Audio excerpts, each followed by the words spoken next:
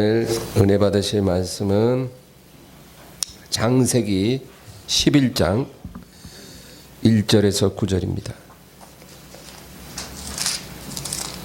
창세기 11장 1절부터 9절 말씀 합독하겠습니다. 온 땅에 언어가 하나요 말이 하나였더라. 이에 그들이 동방으로 옮기다가 신할 평지를 만나 거기 거류하며 서로 말하되 자 벽돌을 만들어 견고히 굽자 하고 이에 벽돌로 돌을 대신하며 역청으로 진흙을 대신하고 또 말하되 자 성읍과 탑을 건설하여 그 탑 꼭대기를 하늘에 닿게 하여 우리 이름을 내고 온 지면에 흩어짐을 면하자 하였더니 여호와께서 사람들이 건설하는 그 성읍과 탑을 보려고 내려오셨더라. 여호와께서 이르시되 이 무리가 한 족속이요 언어도 하나이므로 이같이 시작하였으니 이후로는 그 하고자 하는 일을 막을 수 없으리로다. 우리가 내려가서 거기서 그들의 언어를 혼잡하게 하여 그들이 서로 알아듣지 못하게 하자 하시고 여호와께서 그들을 온 지변에 흩으셨으므로 그들이 그 도시를 건설하기를 그쳤더라. 그러므로 그 이름을 바벨이라 하니 이는 여호와께서 거기서 온 땅의 언어를 혼잡하게 하셨음이니라. 여호와께서 거기서 그들을 온 지면에 흩으셨더라. 아멘. 할렐루야. 오늘 우리가 읽은 본문은 이 노아의 홍수가 일어나고 나서 그 다음에 이제 아브라함 이야기가 시작되거든요. 근데 그 홍수와 아브라함 사이에 있었던 한 사건을 기록하고 있습니다. 그래서 여러분 이 노아의 홍수 이거는 참 엄청난 사건이에요, 그죠? 아담 이후로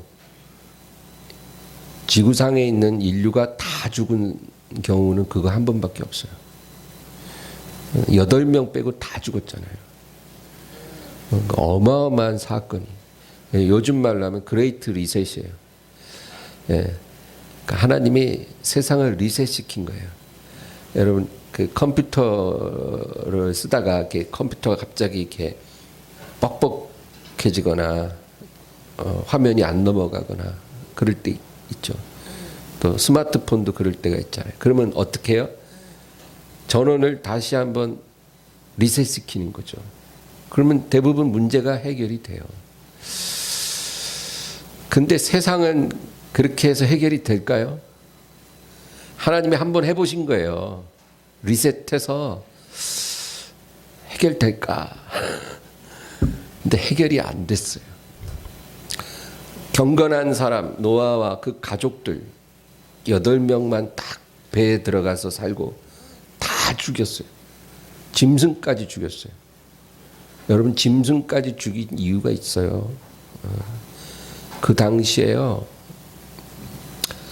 그 네피림 족속을 통해서 악한 역사가 지상에 가득했어요. 특히 이제 성문란.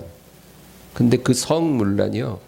뭐 동성애는 기본이고 차마 입으로 담을 수 없는 그런 사람과 짐승 간의 그런 난잡한 일들도 아주 흔하게 일어나던 시대였어요. 그래서 하나님이 동물까지 다 쓸어버린 거예요. 너무 땅이 더러워지니까 홍수로 싹 씻어내고 8명으로 다시 시작했어요. 그렇게 리셋을 하면 좀 나아질까 했는데 그러나 여러분 이 인간의 그 패역이 멈추질 않는 거예요. 심판을 하면 그게 어떤 경각심을 일깨워주는 수는 있어요. 그래서 범죄의 어떤 그 담대함을 조금 완화시킬 수는 있지만 그것이 인간 그 심령에 뿌리 내린 그 죄악을 해결해 줄 수는 없어요. 그래서 심판받고 나면 잠깐 움츠러들 뿐이지 결국 다시 온 땅에 악이 관영해지는 거예요. 노아의 세 아들로부터 다시 시작됐는데 보세요. 여러분 얼마 안 가서 함이라는 아들이 그 아버지가 포도주 마시고 옷도 안 입고 잠자고 있는 걸 보고는 그 형제들한테 가서 아버지 흉을 받잖아요. 그 사건이 홍수 이후에 바로 일어난 사건. 그러니까 인간 안에 있는 이 패역함은 사라지질 않는 거예요. 그러니까 심판도 잠시고 금방 온 땅에 다시 홍수 이전 같은 그런 상황이 되는 거예요.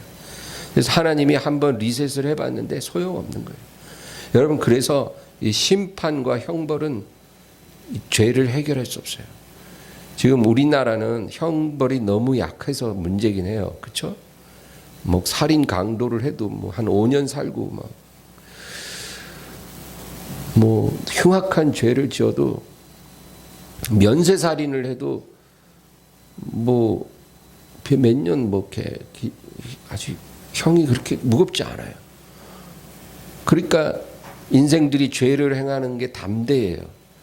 그러면 막 아주 형벌을 무겁게 해가지고 겁을 주면 해결될까요? 범죄율은 조금 사라질 수 있어요. 그러나 그 패역한 길이 중단되지는 않아요. 그래서 하나님이 예비한 방법은 하나님의 아들을 이 세상에 보내시는 거예요. 그래서 그 피로 우리 안에 있는 죄의 권세를 이기시는 거예요. 그리고 성령과 말씀을 부어서 우리를 거룩하게 만들어 가시는 거예요. 할렐루야. 그래서 우리가 예수님 믿고 그 피로 씻었으면 거기서 끝나는 게 아니라 성령과 말씀의 역사로 우리 일생 동안 거룩해지는 과정을 겪어야 되는 거예요. 그래서 하나님이 우리에게 이 시간을 주신 거는 이 세상에서 돈 많이 벌어서 즐기다 오라는 게 아니에요. 성령과 말씀으로 날마다 새로워져서 죄를 또 씻고 또 씻고 말씀으로 성령으로 충만해져서 거룩한 사람이 되어서 하늘로 와라. 그 얘기예요. 그거 외에는 하나님의 나라를 세우실 방법이 없다는 거죠. 그래서 그냥 예수님이 오실 때까지는 아직 시간이 많이 남았기 때문에 이 홍수 이후에 어떤 일이 일어났냐. 오늘 우리가 읽은 이 바벨탑의 사건이 일어났어요.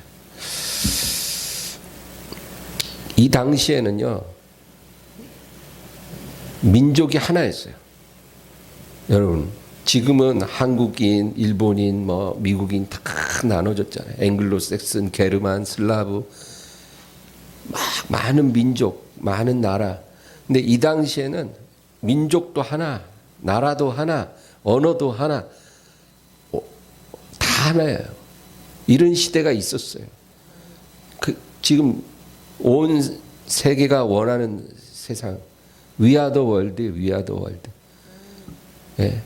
모든 사람이 다 하나 되는 그런 세상이 과거에 있었다는 거예요. 다 하나예요. 통일돼 있어요. 그러면 유토피아가 만들어져서 아름다운 세상이 돼야 되는데 그게 아니야. 이 사람들이 뭘 하기로 결정했냐면, 자, 우리가 우리의 지혜와 기술을 이용해서 도시를 건설하고 그리고 탑을 쌓자. 모든 게 다 통일되었던 그 시대에 인생들이 결정을 내린 게 뭐냐면 도시를 건설하고 탑을 쌓자. 그거예요. 오늘 우리 읽은 말씀 3절 4절 다시 한번 읽어볼까요? 3절 4절입니다. 서로 말하되 자 벽돌을 만들어 견고히 굽자 하고 이에 벽돌로 돌을 대신하며 역청으로 진흙을 대신하고 또 말하되 자 성읍과 탑을 건설하여 이 그 탑 꼭대기를 하늘에 닿게 하여 우리 이름을 내고 온 지면에 흩어짐을 면하자 했더니. 여러분, 왜 이게 잘못된 길이냐면은 사실 이거는 우리에게 아주 익숙한 거죠. 그렇죠? 지금도 대도시에 엄청 많죠. 이 세상에 대도시. 몇백만 이상 사는 대도시들. 그리고 그 대도시 가면 공통적으로 다 초고층 건축물들이 즐비하잖아요. 지금의 이 모습이나 이 당시 이 사건과 아주 유사한 거예요. 그 인생들이 생각해내는 그 계획이 다 이런 거예요. 도시 만들고 탑 쌓자. 근데 이게 하나님 보시기에 악하다 그 말이에요. 왜? 여러분 우리 신명기 27장 한번 찾아보겠습니다. 신명기 27장.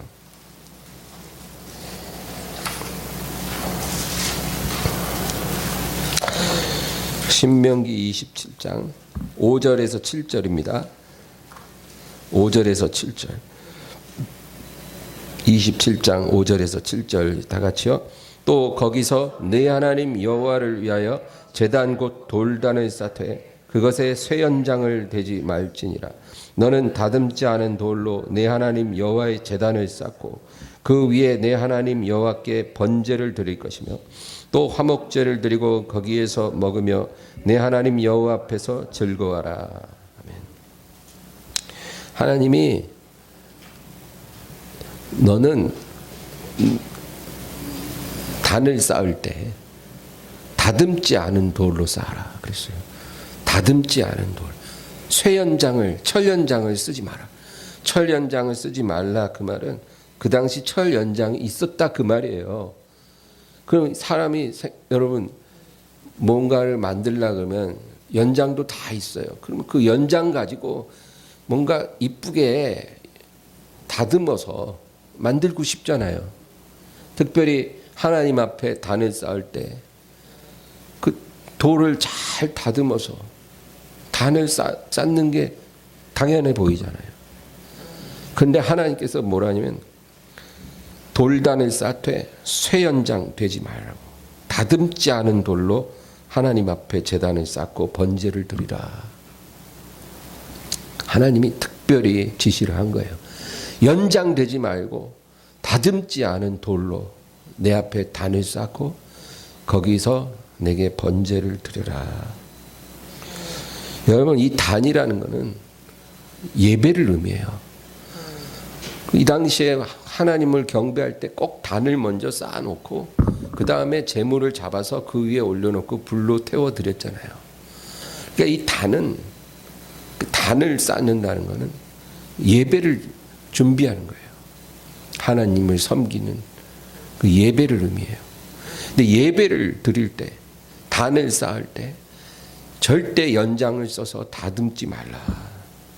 인간의 어떤 노력, 인간의 생각을 그 예배에 가미하지 말라 그 말이에요. 하나님을 예배할 때 불순물을 가미하지 마라. 음식 만들 때 조미료 치지 말라는 말이에요.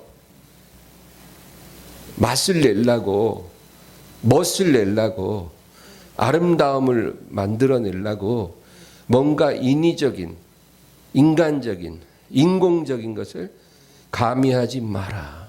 하나님을 예배할 때 거룩한 모양을 내려고도 하지 말고 아름다운 모습을 만들려고도 하지 말고 가장 순수한 상태로 하나님을 예배하고 가장 진실한 모습으로 예배하라 그 얘기예요. 그래서 하나님이 단을 쌓을 땐 다듬지 마라. 다듬지 마라. 그러니까 누가 봐도 굉장히 투박해요. 막 바알신 제단 같은 데 가면은 막 다듬은 대리석으로 멋지게 해놓고 거창한 제사를 드리거든요. 아세라 신을 섬기는 제단도 어마어마하게 멋지게 해놓고 제사를 드리거든요. 그런데 하늘과 땅을 지으신 유일하신 하나님을 섬기는 제단을 쌓을 때는 다듬지 않은 돌로 제단을 쌓아라. 돌단을 쌓아라. 왜 하나님이 그렇게 하셨겠어요? 예배는 모양을 내는 건 하나님 기뻐하지 않는 거예요. 순전하고 순수하고 진실된 모습으로. 그래서 이런 성경적 관점에서 우리가 하나님을 예배한다고 하면 오늘날 이 많은 교회가 굉장히 화려한 예배를 추구하잖아요. 스펙타클하고 버라이어티하고 익사이팅한 그런 예배를 준비하잖아요. 그게 하나님 보실 때 좋은 게 아니다. 여러분, 그래서 예배는 최소한의 질서를 유지하되 가장 단순하고 소박한 형식으로 드려져야 한다라고 저는 믿습니다. 그게 하나님이 원하시는 예배예요. 가장 단순하고 소박하게. 그래서 말씀에 귀를 기울여야 돼요. 막 이상한 멋진 순서를 막 자꾸 끼워 넣고 그런 예배가 아니라 하나님의 말씀에 집중하고 귀 기울이는 그런 예배가 돼야 돼요. 하나님 말씀을 듣는 것이 소홀해지면 그건 예배도 아니에요. 그리고 온 마음으로 기도하고 찬양하고 그러면 되는 거예요. 뭐 다른 게 필요하지 않아요. 영으로서 하나님과 만날 수 있으면 되는 거지, 어떤 형식, 아름다운 외적인 어떤 그런 이벤트는 그건 중요하지 않은 거예요.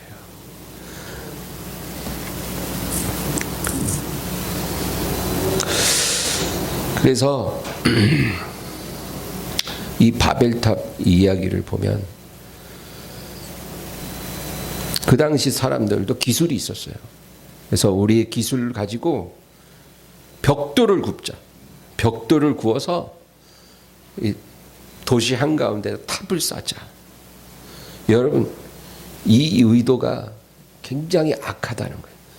하나님 앞에 다듬지 않은 돌로 예배를 위한 돌단을 쌓는 것이 아니고 벽돌을 구워서 하늘에 닿는 탑을 쌓자. 이게 예배를 위한 탑이 아니에요. 이거는 하나님을 예배하는 소박한 돌단을 쌓아야 되는데, 그리고 희생의 피를 흘려야 되는데, 그게 아니라 하늘에 닿는 벽돌탑을 쌓았자는 거예요. 왜? 예배가 목적이 아니라 오늘 본문 돌아가서 보면 우리 이름을 내고, 우리 이름을 내기 위해 하늘에 닿는 탑을 쌓자는 거예요. 그리고 가만히 보세요. 노아 홍수 이후에 인류가 도시를 만들고 탑을 하늘에 닿게 쌓겠다는 그 의도가 뭐겠어요? 여러분, 얼마 전에 홍수 때문에 다 죽었었거든.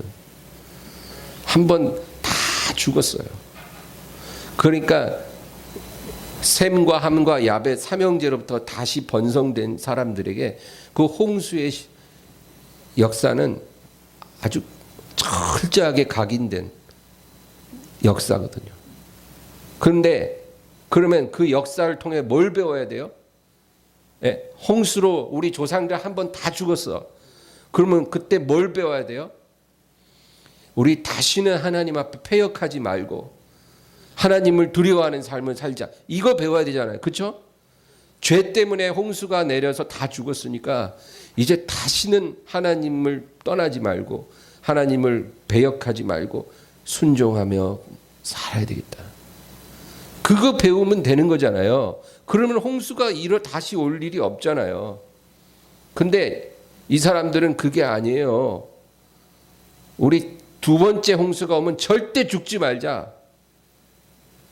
첫 번째는 뭣도 모르고 우리 낮은 데 집 짓고 살다 다 죽었는데, 이제 다음에 한 번 또 오면 그때는 우리 하늘에 닿는 탑을 쌓아서 비 오면 그냥 막 위로 올라가면 산다 이거예요. 다시는 안 죽을 거야. 절대 죽을 수 없어. 여러분, 이런 마음 자세가 이게 패역한 거 아니에요? 하나님을 우리가 거역하지 말고 범죄하지 말고 하나님을 두려워하자. 이게 아니라 다신 죽지 말자. 두 번째 심판대는 절대로 굴복하지 말자. 이게 인본주의예요. 이게 패역함이에요. 하나님을 끝까지 거부하고 회개하기를 거절하는 죄인들의 이 완고한 모습이 바로 이 바벨탑이에요. 이 바벨탑의 정신이 지금까지도 역사일에 계속 흘러들어 우리 마음에도 이것이 있어요.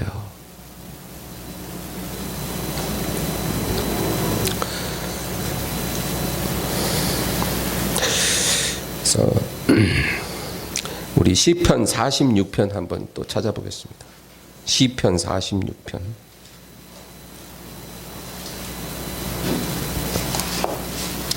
시편 46편 1절부터 3절 다 같이 읽습니다. 하나님은 우리의 피난처시오 힘이시니 환난 중에 만날 큰 도움이시라. 그러므로 땅이 변하든지 산이 흔들려 바닷가운데 빠지든지 바닷물이 솟아나고 뛰놀든지 그것이 넘침으로 산이 흔들릴지라도 우리는 두려워하지 아니하리로다. 아멘.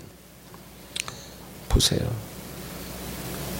땅이 변하여 산이 흔들려 바닷가운데 빠지든지 바닷물이 솟아나고 뛰놀든지 그것이 넘침으로 산이 흔들릴지라도 우리는 두려워하지 아니하리라. 어마어마한 재난이 다가와도 우리는 두렵지 않다. 왜? 1절에 뭐라 그래요? 하나님은 우리의 피난처시오 힘이시니 환난 중에 만날 큰 도움이시라. 할렐루야. 우리 안에 이 믿음의 고백이 있을 때 어떤 상황도 두렵지 않다 그거예요. 하나님이 온 세상을 리셋시킨다고 할 때도 하나님을 두려워했던 노아와 그 가족들은 하나님이 방주로 보호해 주셨어요. 미리 방주를 예비케 하시고 그 안에 들어가 피하게 해 주셨어요. 그러니까 여러분 우리가 피난할 곳은 하나님이에요. 우리가 의존할 곳은 하나님이에요. 그런데 하나님께 돌아오기를 거절하는 죄인들은 하나님 없이도 재난을 피하려고 인간의 모든 지혜와 노력을 다 사용하는 거예요. 피할 수 있을까요? 하나님은 보좌에 계셔요. 온 땅과 하늘과 땅 아래의 모든 세계가 하나님께 속했어요. 내가 주의 신을 떠나 어디로 피하리까? 피할 곳 없어요. 어떤 인생도 하나님은 피해서 도망칠 수 없어요. 우리가 가장 안전한 곳으로 피하고 싶다면 하나님께로 가는 거예요. 그게 가장 안전한 곳이에요. 그러면 하나님이 보호해 주세요. 그러나 하나님께 가지 않고 이 지상의 어떤 곳에 갈지라도 안전할 수 없어요. 땅 아래에 내려가도 안전하지 못하고 바다 끝까지 내려가도 피할 수 없고 하늘 위로 올라가도 피할 수 없어요. 마귀는 하늘 공중 권세에 잡은 자지만 쫓겨서 땅으로 떨어졌다 그랬거든요.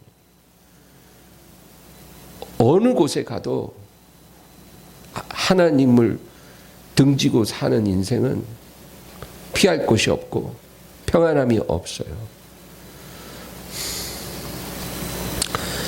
그래서 우리 하나님 자녀들은 전적으로 하나님께 의존하고 살아야 돼요. 그리고 하나님께 인생을 맡겼으면 그 안에서 평안하세요. 할렐루야. 주의 영이 우리 가운데 임하시고 그 말씀이 주야로 우리를 교훈하시기 때문에 우리 심령의 안전함을 누리고 평안을 누릴 수 있어요. 그거예요. 세상 사람들 보세요. 하나님 없이 사는 사람들 보세요. 우리보다 10배는 지혜로워요. 그들이. 아세요? 그 세상 사람들하고 대화해 보세요. 얼마나 지혜로운지, 지식이 많은지 몰라요. 세상 돌아가는 거 파삭하게 알아요. 주식시장이 어떻게 되는지 다 알고, 부동산이 앞으로 어떻게 될지 다 알고, 앞으로 코로나 이후에 어떻게 될지 우리보다 생각 더 많아요. 그 사람들은 뭐라 그러는 줄 아세요? 어떤 사람은 지금은 현금을 많이 비축해야 된다 그래요. 어떤 사람은 뭐 주식을 어떻게 해야 된다 그래요. 어떤 사람은 부동산에 투자해야 된다 그래요. 앞으로 온 세계에 어려움이 왔을 때 내 삶을 지키고 가정을 지키고 재산을 지키기 위해서 이렇게 해야 된다 저렇게 해야 된다. 그들에겐 많은 옵션이 있어요. 그러나 하나님께서 한번 리셋을 시킬 때, 심판을 온 땅에 내리실 때 과연 피할 수 있을까요? 그들이 갖고 있는 지혜와 기술로 하나님의 진노에서 피할 수 있을까요? 피할 것 없어요. 가장 안전한 것은 하나님의 어린 양이신 예수 그리스도의 품 안에 들어가는 거예요. 그 아들에게 입맞추라. 시편 2편. 그 아들에게 입맞추라. 그리하지 않으면 너희가 하나님의 진노하심으로 길에서 망하리니. 그 진노가 급하심이라. 그 아들에게 입맞추는 자만 산다는 거예요. 그 아들 앞에 엎드려 경배해야 산다는 거예요. 그 여자, 죄인 여자가 예수님 발에 향유를 붓기 전에 그 발에 입맞췄잖아요. 예수님 들어오실 때부터 발등에 입맞추기를 그치지 않았다 그랬거든요. 그런 것처럼 예수님 발등에 입맞춰야 돼요. 그 앞에 눈물로 회개하고 주님을 구하는 것. 그것만이 가장 안전한 길이고 가장 완벽한 피난처고 영원히 우리가 거할 안식처예요. 그래서 오늘도 여러분 이 바벨탑을 쌓았던 그 어리석은 죄인들의 길로 가지 말고, 뭐 어떤 재난이 와도 피할 수 있는 하늘에 닿는 탑을 쌓으려고 하지 말고 겸손히 다듬지 않은 돌로 단을 쌓아 주님께 경배를 드리는 우리가 돼야 될 줄로 믿습니다. 그래서 이 11장, 창세기 11장의 바벨탑 사건이 기록되고 나서 하나님이 탑을 완전히 무너뜨려 버리고, 그리고 사람들의 언어를 혼잡시켜서 땅끝까지 흩어버린 거예요. 그때 온 세계의 모든 민족이 그때부터 나눠지기 시작한 거예요. 네. 그리고 창세기 다음 장 12장에 무슨 이야기가 나와요? 아브라함 이야기가 나오죠. 아브라함. 이제 하나님이 새로운 이야기를 시작하는 거예요. 하나님을 배역하는 그 죄인들이 쌓던 탑이 무너지고 나서 한 사람을 하나님이 또 선택하셨어요. 아브라함이라고 하는 사람을 선택하시고, 너는 너의 본토 친척 아비집을 떠나 내가 내게 지시할 땅으로 가라. 그 뭐예요? 그 당시에요. 본토 친척 아비집을 떠난다는 건 굉장한 위험에 처하는 걸 말해요. 그런데 하나님이 그렇게 지시해서 길을 떠나잖아요.